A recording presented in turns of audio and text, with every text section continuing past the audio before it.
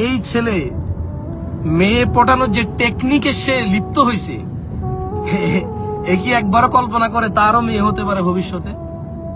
সে যে টেকনিকে এই মেয়ের সতীত্ব নষ্ট করলো, 30 টাকার ফুচকা খাওয়াইয়া যদি তুমি কারো মেয়েকে ধ্বংস করো, তো তোমার মেয়ে তো ফ্রি যাবে। তুমি যদি 30 টাকার ফুচকার 50 টাকার ফুলে কোনো মেয়ের সাথে ঘনিষ্ঠ হও, শুধু ঘনিষ্ঠ হওয়ার জন্য ঘনিষ্ঠ হও, তাকে মোহর দিয়ে বিয়ে না করে তার সাথে ঘনিষ্ঠ হও, তো তোমার মেয়েকে কি 30 টাকার ফুচকা লাগবে? তোমার ছেলে, তোমার মেয়ের নিরাপত্তা কোথায়? তুমি যে টেকনিক, যে অশ্লীলতা তুমি মেতে উঠছো, সমাজকে যে নোংরা মতে তুমি ঠেলে দিচ্ছ, তোমার বাচ্চা কাচ্চাকে মানুষ করবা কিভাবে?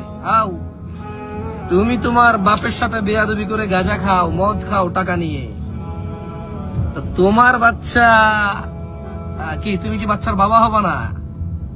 হিজড়া হয়ে থেকে যাবা, হ্যাঁ, একাকিত্ব জীবন কাটাবা, ভবিষ্যতে বাবা হওয়ার স্বপ্ন নাই, বাবা হওয়ার স্বপ্ন নাই তোমার। তুমি নেশায় মত্ত থাকো, তোমার বাপের সাথে ঝগড়া করো, মায়ের সাথে ঝগড়া করো, বাপের সর্বস্ব তুমি ধ্বংস করে দিচ্ছ, মান সম্মান নেশা করার জন্য।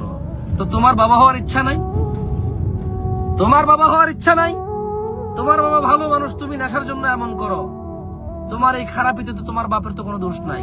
তোমার ছেলে যখন নেশা করবে, সে তো বলবে যে আপনি নিজেই তো এরকম ছিলেন, আমাকে কেন না করতেছেন। মানুষ বলবে নেশার ছেলে নেশারই হয়েছে, মানুষ বলবে নেশার ছেলে নেশারই হয়েছে, ওর বাপও নেশা করছিল, বাদ দেওয়ার কিছু বলার দরকার নাই। তো তোমার বাচ্চার ভবিষ্যৎ কি? তোমার বাচ্চার ভবিষ্যৎটা কি বলতে পারো আমাকে?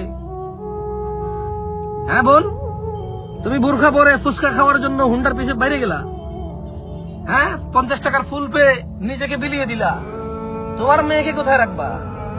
তুমি যে 2টা ধোকা খাইছো, এখনো তোমার শিক্ষা হয় নাই? তুমি যে 2টা ধোকা খাইছো, এখনো তোমার শিক্ষা হয় নাই? হ্যাঁ, তোমার যদি 2টাতে না হয়, তোমার বোনের ধোকা দেখে যদি তোমার শিক্ষা না হয়, তো তোমার মেয়ে কয়টা ধোকা খাওয়ার পরও শিখবে না? কিছু বুঝতেছো? কিছু বুঝতেছো? আল্লাহ আমাদেরকে বোঝার তৌফিক দান করুন।